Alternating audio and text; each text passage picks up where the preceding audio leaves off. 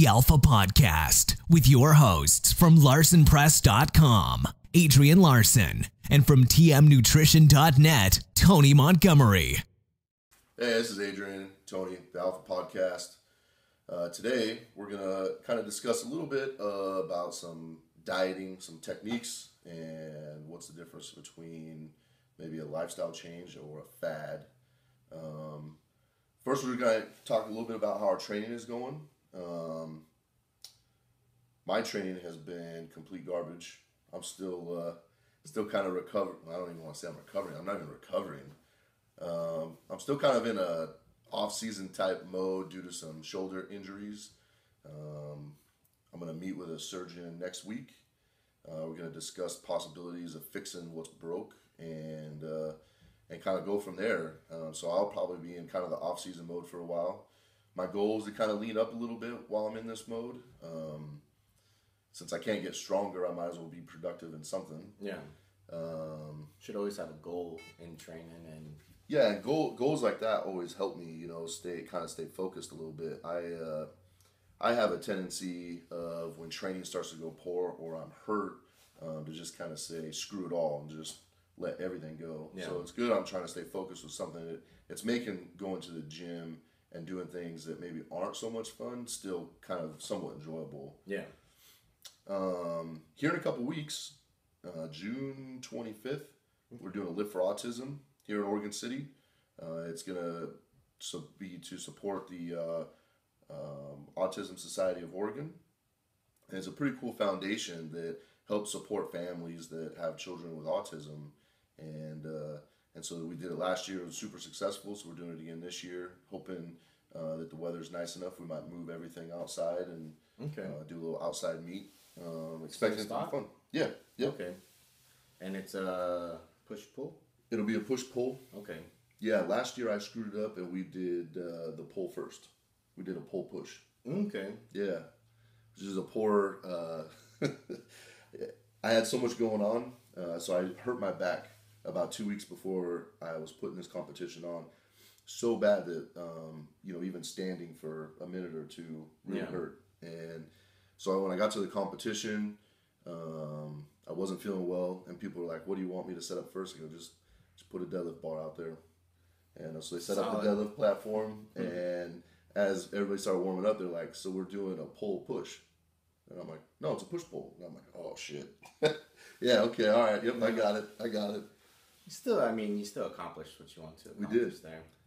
And since I'm not a three-lift lifter, it just doesn't matter to me. Yeah, whatever you order. were probably confused from the beginning. Yeah, it's like, whatever. Save the best for last on the bench press. That's right. How's training going for you? Training's going pretty well. This is just finishing up week 4 of off-season, and everything's going good. Been bumping up my recovery methods a lot more recently just because of the high volume. Been doing sets of 8, like 4 to 5 sets of 8 on major compound movements, so safety squat bar, close grip bench, and then doing 5 sets of 5 to 6 on the pulls and stuff. So just really working on staying recovered, staying active, and keeping everything moving and feeling good, because if you don't do that during the volume phase, especially while trying to diet a little bit, you got to take every precaution, I guess, to stay healthy, because you go from, not doing a lot of volume, getting ready for a meet, to bumping it back up. Your body's going to get beat up pretty fast. Yeah. So it all comes down to like periodizing everything and making sure that you have a good game plan and not going in there and killing yourself every time you're in the gym, but just getting in the work and moving on. And that's kind of what I'm doing in 3-week waves. Just doing, the first week is kind of a lighter week where we do 5 sets of 8 and then bump it up like 20, 30 pounds the next week. And then the last week of the 3-week wave, I go for like a 5-rep max. So, and then back down and do some volume sets after that. And that way, when I rotate back to the next 3-week wave, it'll be the same concept, 4 sets of 8, 4 to 5 sets of 8, lighter weight, and then just keep ramping it up, and then drop to 6s, and then drop to 4s, and then peak for the meet. So if I can just keep that steady and stay on top of recovery and focus in on, eating good food, sleeping well, get massages here and there, doing some Epsom salt baths, some ice baths. Oh, that sounds so horrible. Yeah. That sounds so horrible. It's not fun, but, you know, once you get in there and, like, you've reaped the benefit of it, you know, because, I mean, you got to think, like, you have two options, right, for cold therapy. You can do an ice bath and, you know, spend, like, $4 in 20 minutes, or you can drive 20 minutes to downtown Portland and spend $65 on a cryotherapy. Yeah. You know, so it's like you kind of get the same benefit from it without having to leave your house. So just kind of suck it up and just do it. Does your girlfriend ever roll in and you're like, listen, it's cold. It's really cold. I wear a bathing suit. Oh, you do? Just to make sure. Miscommunication? Yeah.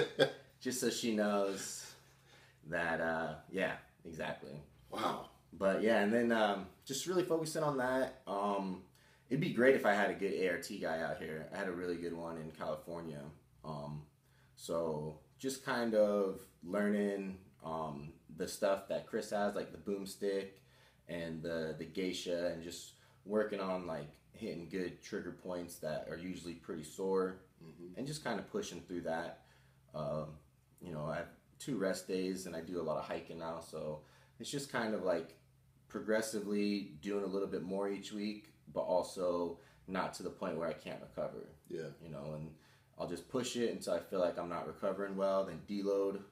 I do have planned deloads, but if I need to take one earlier, I'll take one earlier. So yeah, we talked about that before with being in the off season. Kind of planning your deload isn't as important of the timing, but more of how your body's feeling. Yeah, exactly. You like be a little bit more flexible. Yeah, for me, I'd love to be able to push through 6 weeks of 8s, deload, and then do 6 weeks of 6s. But I know the only time I've ever been injured was by pushing too much and not recovering. And you can kind of feel it coming on. You know, a lot of times you'll start to feel kind of lackadaisical in the gym. You don't want to get there and do stuff. You know, you feel lazy, sluggish. Yeah.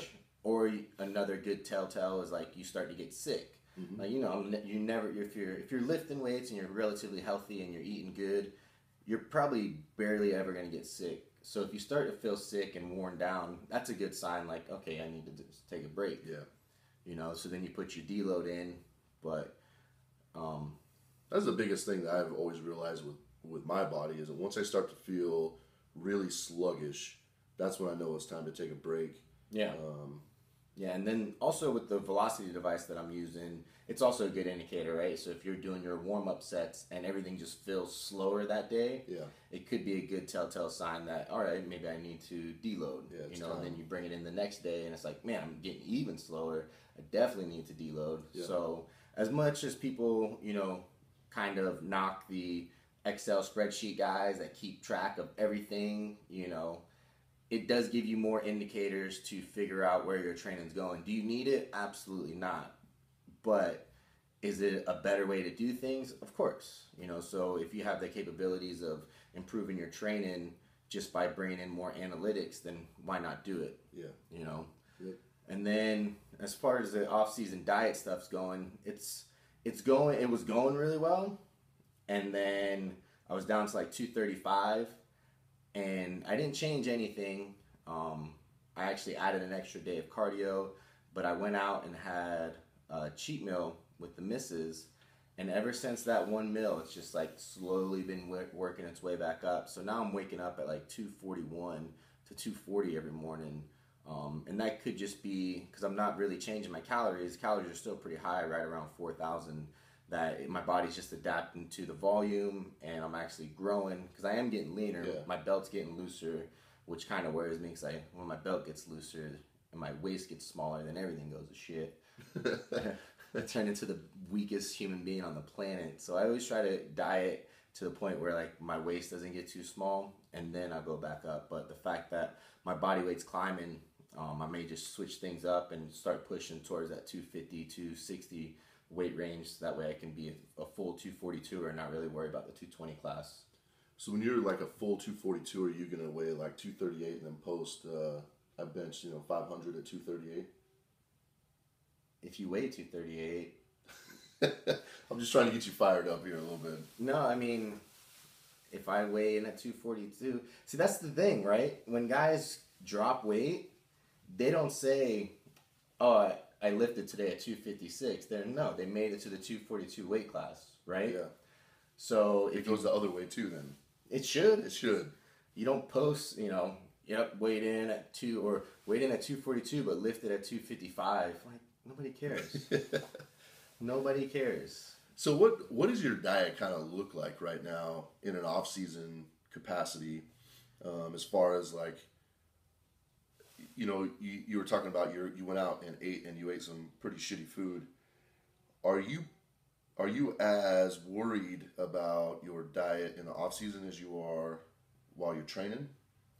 Yeah, but like we were just kind of talking about, right? If my next meet's not until November, so it kind of gets hard to wrap your head around, hey, I need to be 100% on point when you don't have anything really coming up. So you got to set those like small goals intact. But yeah, I mean, I would say probably 95% of the time I eat everything as planned. I don't really go out to eat that often. I don't eat a lot of junk.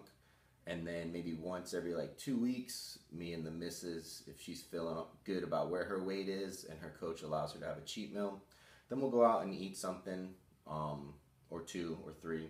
Yeah. It just depends on where we're at. But right now the biggest thing is like performance. So as long as I'm performing well, I don't really care how my body looks. I just know, me personally, the better I eat, the higher quality food I eat, the better I'm going to perform. Mm-hmm. So I try to get that in as much as possible, but I'm not as laser focused. I'm still pretty strict, but I'm not as laser focused as when a meet comes around. When a meet's up, I feel like I can do 6 to 8 weeks of just pure clean eating, dieting, and not even thinking about going out to eat. But now that like you don't have anything planned, and I guess as soon as the word diet comes up, then you start to think like, oh man, I don't get to eat this, and then you start craving things. And I always tell my clients, like, once you get past that 2 to 3 week wave and it becomes a habit of eating good, then you really don't have those cravings. It's just the fact that, can you get past those 2 to 3 weeks? Yeah. So for me, just kind of figuring out what my body's adapting to with my diet plan, which is I have a certain meal plan that I eat. I eat 7 meals a day on training days with a peri-workout drink, and then I'll eat 6 meals on non-training days. And as long as I'm recovering and my weights are going up and everything feels good and I'm not becoming like a fat slob, mm-hmm. then I'll just keep pushing that and just raise calories slowly week by week. It's one thing to like gain weight. It's another thing to optimally gain weight, right? If you're trying to gain 5 pounds to 6 pounds a week, there's no way you're going to process enough protein within that week to make any of that a significant amount of muscle. You may get half a pound of muscle for 6 pounds of weight gained in a week if you're trying to push too hard, So it's one of those things where the best athletes in raw powerlifting are usually the ones with the most muscle mass and a little bit leaner in the 242 and below categories. Even the 275ers are pretty lean these days. So you don't want to get too far adrift of what everyone else is doing, because obviously if the best guys are doing it and all of them kind of look the same body type, then there is, something to say about that. It's working. Yeah. But then also I think a lot of people have to set their goals to their performance. A lot of people have goals, to get lean, but then they want to perform well at the same time. And if you're naturally a fatter person, if you get lean, you're going to get weak. Yeah. Or if you crash diet for 12 weeks, you're going to get weak just to make a weight class. Right. So everything has to be in perspective. You're doing a performance sport. Your diet and your method should be based on how your performance is going, not how you look. If you want to do something, then you got to change your mindset and be like, all right, well, my performance isn't that big of a deal right now. Let me just diet and do more of like a bodybuilding approach where it's just more of how I look, not necessarily how I'm performing. And I think like, to keep it in perspective, people that are planning a meet and maybe they're like 12 weeks out or maybe even closer even, they would never change their entire training just to focus. Like as an example, you start lowering the reps as you get closer to the meet. They're not going to say all of a sudden I'm going to just do 12 reps just because. And I think the diet kind of works hand in hand just like that. Yeah. You're not going to be able to change your diet 12 weeks out or 5 weeks out and not somewhere something be impacted by it. Yeah. It's just a way that that's going to work. Yeah, as long as, I mean, you can make small adjustments like in anything. But if you decide 12 weeks out, 10 weeks out, all right, I want to drop a whole weight class. So you got to not only lose 15 pounds, but then you got to water cut 10. You're probably going to have a shitty performance. Yeah. You know, no doubt There's about no it. getting around it. Right. Because you're not fueling your body to perform well, you know, and that kind of brings us into our topic. But before we get into the topic, I've heard of programs where somebody put in like a 20 rep max, like 5 weeks out. Really? Yeah. How'd that work out? Let's just say the kid that was on the program got weaker after being on it for like 8 to 10 months. Yeah. I have a feeling that doing 20 reps on just about anything when you get real close to a meet is probably not a good idea. Yeah, I mean, I have a feeling that doing a 20 rep max on anything ever is not a good idea. The only way I get a 20 reps is if I do drop sets. Yeah. But to just blatantly say, here's a 20 rep max, have a good day, doesn't really make much sense. It's like you have a dartboard and you have like a bunch of shit on it and you just throw it out there. It's like, oh, 20 rep max day. It's 20 reps today. Okay, Yeah. let's put it in the program. Yeah. Yeah. Well, I think that's what comes with just people being inexperienced. You know, Yeah. it's a lack of knowledge, you know, that just because you push yourself in different ways in the gym doesn't mean you're going to have a very good outcome. And Yeah. that sucks. Yeah. That sucks that somebody has to learn the hard way, you know? That's really, but I mean, to be quite honest, I think everybody goes through that where they learn stuff the hard way, you know? It's just a matter of, hopefully it's not to the point where you get seriously injured or you just wear yourself out and you just hate it. You know, because if you're doing meets and you keep having bad meets because you can't figure out your training, then obviously you're going to get frustrated. How do you even figure out a 20 rep max? You just go, I don't know. Like, I feel like that's so far out there that there's no way to really pinpoint what it should be, that you're either going to be way off or way over. What I would hate to be that person where you pick it and you're like under. And you're like, fuck, I just did 20 reps, but that was not like a max, you know? Yeah. And do it again? Yeah. Yeah. That's why you guys should do more research when you hire a coach. Or do a program. There's plenty of great programs out there. You don't even really need to hire a coach these days unless you're willing to, I guess, unless you really trust them. But if you're a beginner, stick to like a very basic program. You know, it's that simple. Like you don't need a coach until you're like maybe 4 or 5 years in.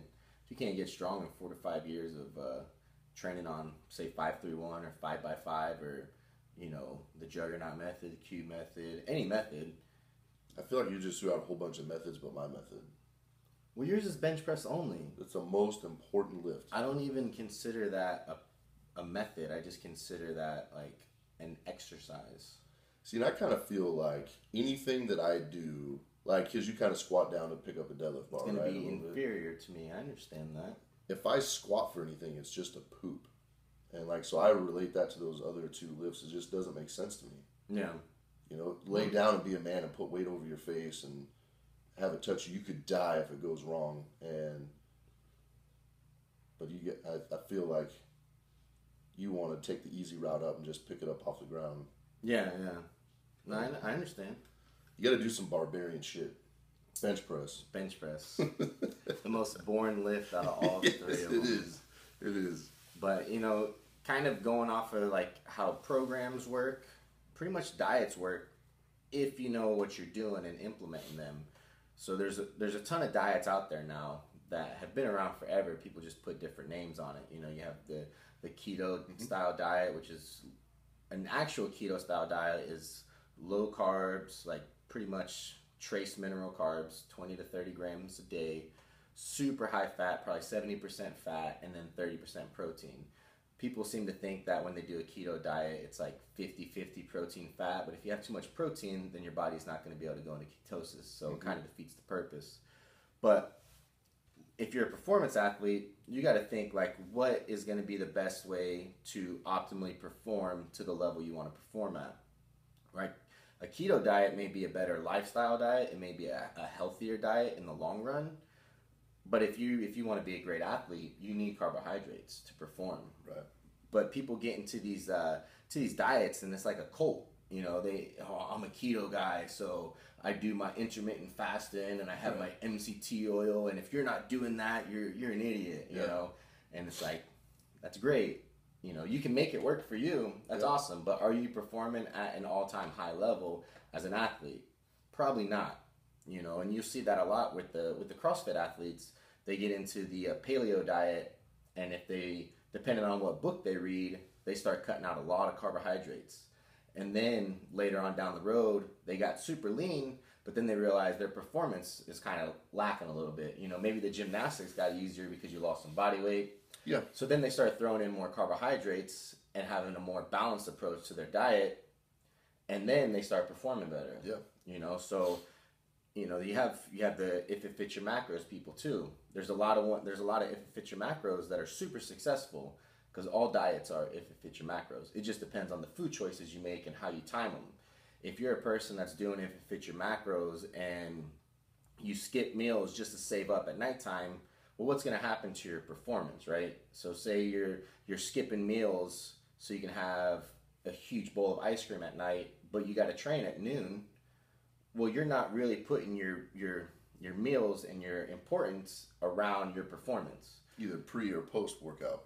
Right. Yeah. So what you want to do is if you decide to pick if it fits your macros type diet, the things you got to think about is food quality and timing of the nutrients without, you know, depriving yourself of foods. That's the whole point of it if it fits your macros. But a lot of people, they'll just do it to where it fits kind of their lifestyle, but then they get frustrated when their performance goes to crap because they pick their lifestyle over their performance a lot of times. Yeah. You know, so it comes down to, right, food is fuel, and if you're not eating that type of fuel around your workout, you're not going to perform well. And that could just be one day, and that can be a week. You know, it all adds up at the end. So you got to find that right diet that has a good balance of the two. And my personal opinion, and I know it's very bro sciencey, is like, I think the more whole food, quality food you get, the better you're going to perform and the better you're going to look. Mm-hmm. If you look at anyone who's a top level athlete in bodybuilding, where it's deprived on how you look, a lot of those guys are eating quality food, whole food, not a lot of processed stuff, you know? And I think what happens is a lot of times people have faster metabolisms, so they can get away with eating junk, and then they promote it as a lifestyle. Sure. Where you get someone who is more of an endomorphic person, if they eat that way, they're going to stay fat, you know? They're going to always have issues with food, you know? So as an athlete, you got to find that diet that fits not only your body type, but your goals. Sure, yeah. The other thing I think that's really difficult with trying to change kind of everything you're doing with eating and dieting, or not really even dieting, like your lifestyle, is when you throw wrenches into the thing, like having kids, right? Yeah. You have kids, they don't want to eat necessarily what you're eating, you know, so you're going to kind of have to fit kind of everything that they want, what you're trying to implement into your life. Like it makes everything super complicated. I guess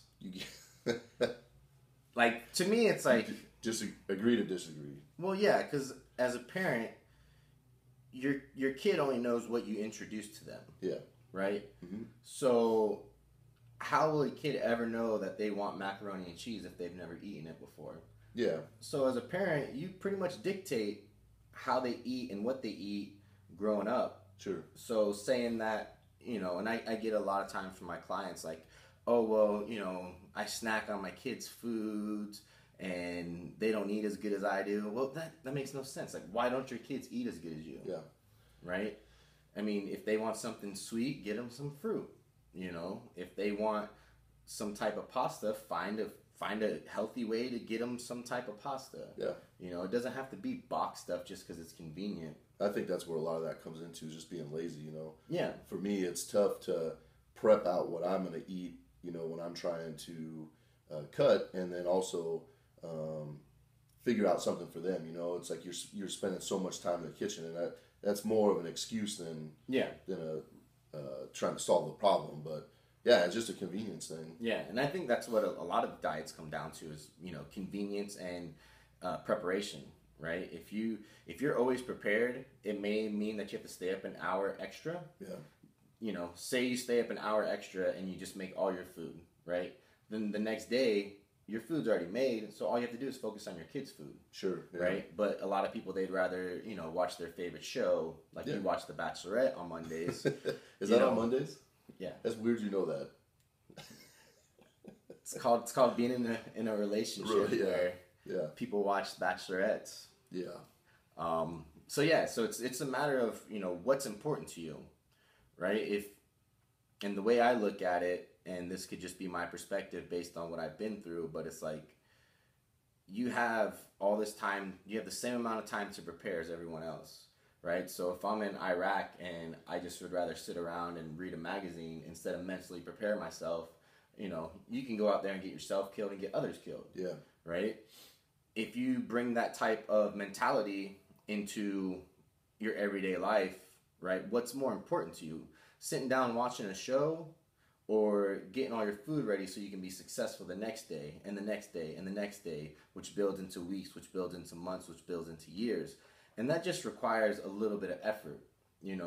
It doesn't matter how hard you work out in the gym for 2 to 3 hours if the rest of the day you don't sleep, you don't eat right, and you don't recover. Yeah.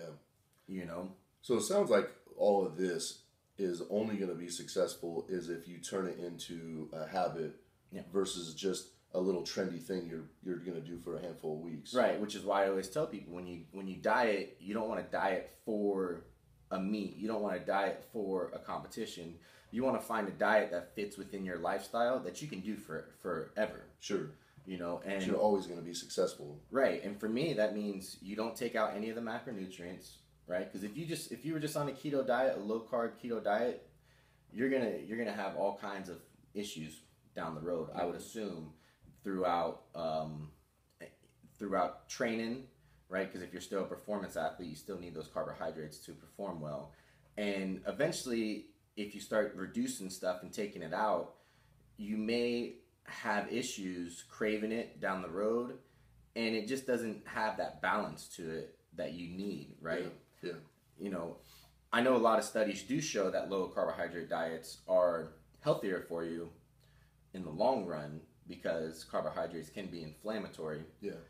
So if you can really dial in and focus on a low carb keto diet for a healthy approach, and that's what you enjoy doing, then stick with that because that's what you enjoy doing, and have your carbs, post workout and pre workout, and see where that takes you. And if you feel like your performance is suffering, then you're probably going to need to add more carbs, not just necessarily more calories, but more carbohydrates in general. Mm-hmm. Based around your training, though. Right. That doesn't mean at 5 o'clock in the morning when you wake up, start, taking in some carbs just so you reach your goal for that day. Yeah, and the same thing with people that go on the high carb, low fat diets, right? Which is a big thing with bodybuilders is they don't add any type of extra fat. It's just all trace mineral fats a lot of times when they're getting ready for shows or just throughout the off season. And fats, every macronutrient has an important role in your body that it plays. Fats help produce hormones like testosterone. It helps regulate cholesterol. It helps do all this other stuff. Carbohydrates helps you perform energy, short bursts of energy. It gives you all the energy, all the calories that you need. Protein also helps build up protein synthesis. Breaks down to amino acids, which helps build muscle, which helps promote recovery. They all help promote recovery, but you just have to find what works best for you, and you have to find, how to mix them all together to reach your goal. So what do you feel about, I've seen this in the past where people will get some blood work done and find out maybe what kind of foods or types of foods that they're maybe allergic to or their body reacts negatively to. Yeah. Do you think that's just another type of gimmick? Or do you think that's kind of another approach to where somebody could look at it and go, my body doesn't do well with this, so I should stay away from it, and this is what I'm going to substitute it with? Yeah, I mean, there's definitely people that respond better with certain foods. For me, if I have a bowl of oatmeal, I'm probably not hungry for the next 5 hours just because it doesn't digest well with me. And that could just be from how they were raised, certain things that they picked up. But if you think about it, think about like 40 years ago, right? I really doubt that there was a lot of people with peanut allergies. Right. But now you look at it, and everyone's fucking allergic to peanuts. Right. Right. So it's just, I guess it's just a matter of kind of, which has no fault of your own, which is kind of who you were born into, how you were raised as a kid. I think a lot of that has to do with how you are as an adult is put on the onus of your parents of how they raised you within the womb all the way up until middle school and high school. I think that sets the precursor for a lot of stuff that you besides genetics obviously, but that sets the precursor for how you look. Mm-hmm. A lot of times, so when people say oh, I'm just too busy to give my kids healthy food, that makes no sense because you're just setting them up for like disappointment in the long run. It's funny you mention that because when I was in high school, I think I was a freshman or a sophomore, and my weightlifting instructor said you need to make sure you take in more carbs the night before we train really heavy.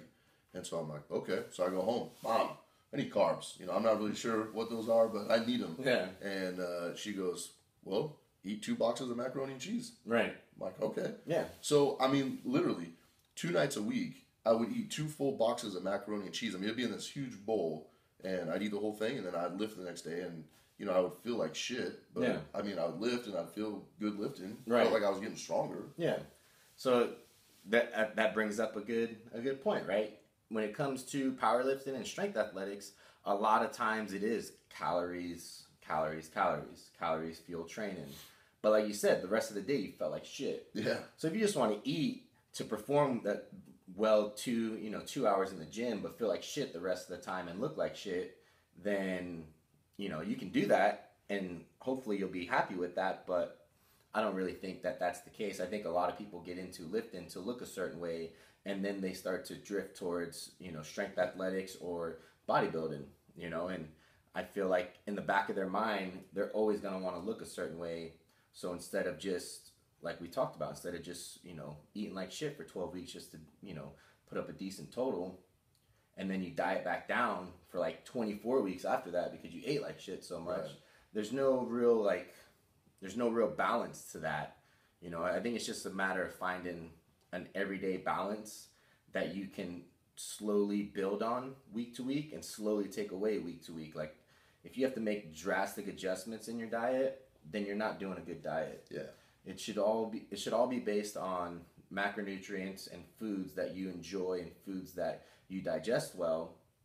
And then you just make small adjustments every 2 to 3 weeks to fit whatever your goal is. If you want to, if your goal is to get shredded in 12 weeks, that may not be what's best, and that may not even be attainable. Right. You may think you're 12% body fat, but really you're 18. So then you diet for 12 weeks just to get down to 12. Right. And then you're like, well, I got, another 12 to 20 more weeks to go to get to my goal. So do you feel that, I have my own opinion about this. I want to know what you think. Do you feel that picking up some sort of new habit diet-wise, that it takes the same amount of time to see progress in, like you would in like a training program? Or do you think you can make quicker, faster changes in your diet, or more frequent changes in your diet, as opposed to like a training program? Yeah, I think diet, you'll see the effects of diet pretty rapidly. If you start, like, say you just have a client that, drinks like 6 sodas a day, mm-hmm. right? If you get that client to cut out those 3 sodas a day, they'll probably lose like 5 pounds that first week. Yeah. But if you tell someone, hey, this is your workout program, they're probably not going to add 20 pounds to their bench in a week. Yeah. So diet can definitely be something that you see faster, but it can also be super frustrating too, because you expect to see it a lot faster, and you diet and you doing everything hard for like 5 weeks, and then you look in the mirror like, fuck, I look the same. Look exactly the same. And there's a point where it's like, you know, but then you're like, well, my clothes fit a little bit better. Sure. You know, and it's just about being objective to what you see in the mirror. You know that what you're doing is the right thing to do. You feel better, your clothes fit better, but yet you look in the mirror and you're like, I still look the same. Right. You know, or I look. There is a certain point in time where you start dieting and you start to look good, and then if you keep dieting, then you start to look bad, and then you keep dieting, and it's like, okay, now I'm at a good point, you know, and that's just your mind playing tricks on you, you know. So that's where, like, if you do start a diet, pictures are always a good thing. Take pictures every 2 to 3 weeks. Yeah. You know, you get an idea of what's really going on. Yeah. It's interesting. I feel like you can make changes really rapidly in your diet. I think you should really go off of how your body feels. You know, if you up carbs and your body starts to feel like shit, maybe that isn't the right approach. You know, Yep. maybe take it down, or maybe it was what you were eating that made that happen. One interesting story is I did carb night one time during an off season because I was in the process of dropping a significant amount of weight, and I hit my 7th day mark where I was supposed to introduce carbs, and I thought, man, this low carb thing is working out really well for me. I mean, I'm really dropping weight off. I'm gonna go another week without any carbs. Yeah. That whole second week, I stayed stagnant. The whole week, I was killing myself. Yeah. You know, I always felt like shit, but very performance in the gym was suffering, and it was very much. I stayed exactly the same. So that 14th day, I introduced carbs, and I went overboard.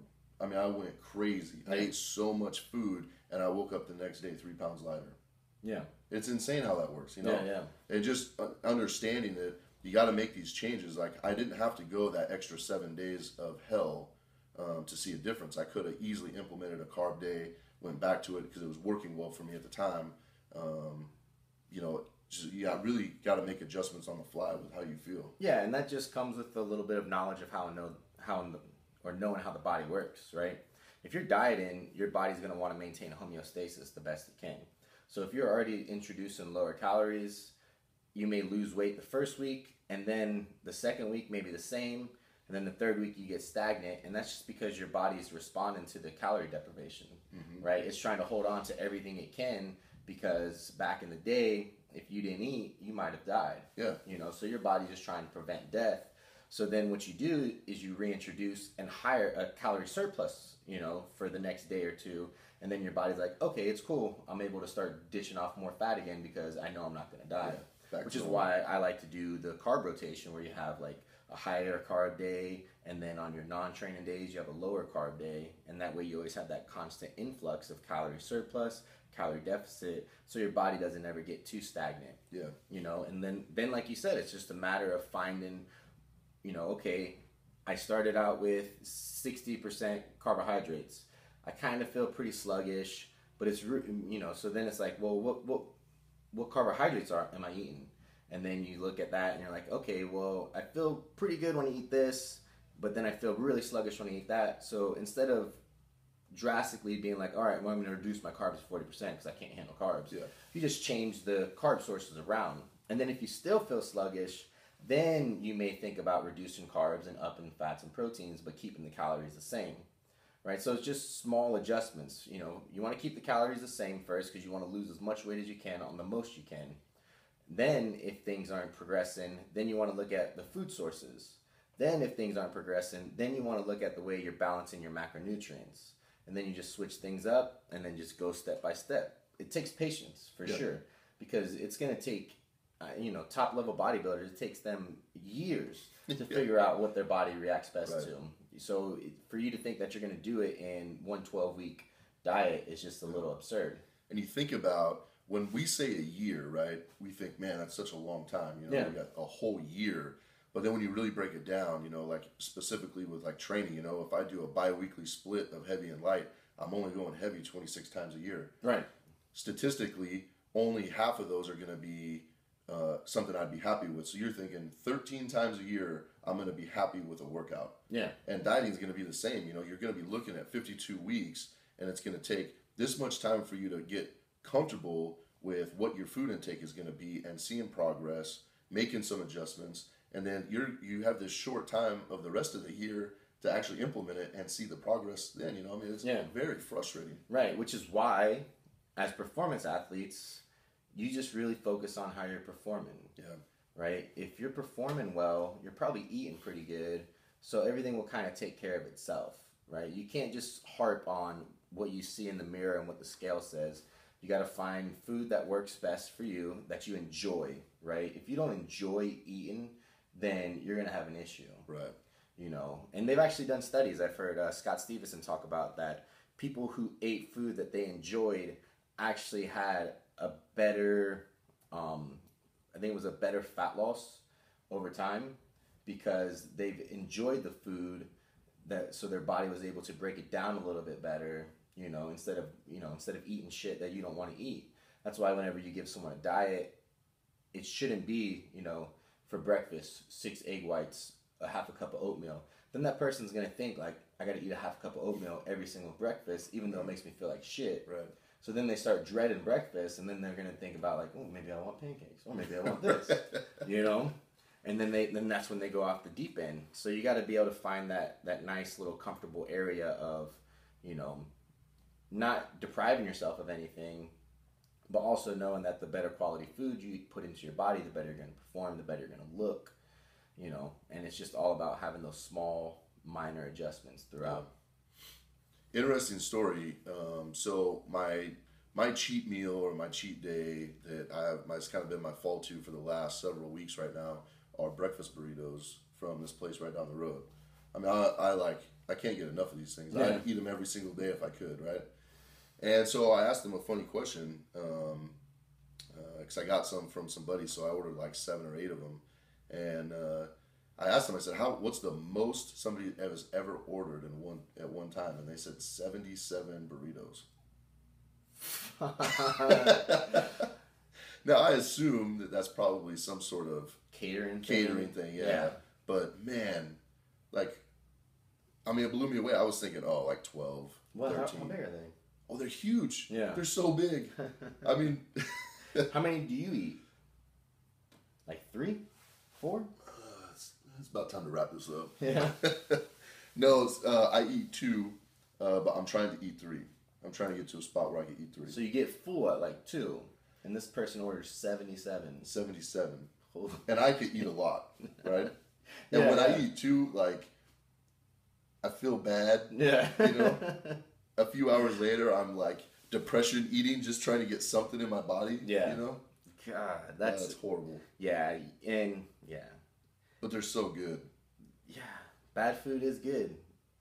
You I know? don't like to look at it that way. I don't like to look at it that it's bad food. It makes me feel bad. Yeah. You know? Well, I mean, I guess anything once a week's not going to ever be bad. Yeah. But if you eat like an asshole once a week, then it can be really bad. So, you know, that's like an kind of, actual asshole? yeah, That would be bad. yeah. It's very, very starchy, very, very bitter. I wonder, is that high in potassium? Could be. Huh. Well, I think what I've learned from kind of what we talked about is that in order for all of this to be successful, you have to take the approach of trying to turn things into a habit versus I'm going to do this for the next 12 weeks. Yep. Or I'm going to do this until I weigh this. Yep. Everything has to be more of a lifestyle change. And that lifestyle change or habit can change based on your goals. But with the idea that, you know, we're not going to implement 7 cheat meals a week just because it tastes good. Yeah. Don't go to extremes to reach your goal. Just make minor adjustments and make sure the lifestyle is enjoyable. You know, if you enjoy the food you eat, if you learn how to cook better and make food that tastes really good, then you're going to enjoy it. You know, it'd be like going to the gym. If you don't enjoy going to the gym, then you're going to talk yourself out of it for days, you know? So it's finding that good base lifestyle that you enjoy doing, that you can see yourself doing for a long time, and then making small minor adjustments to meet your mini goals, to hopefully your mini goals compile to reach your lifetime goals, right? Everything should have a purpose. Don't just do a mini goal because it's beach season.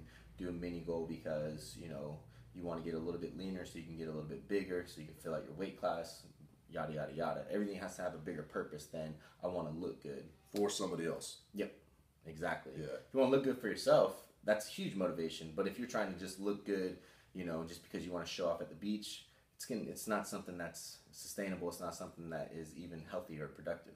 Has Instagram started paying for likes yet? Probably.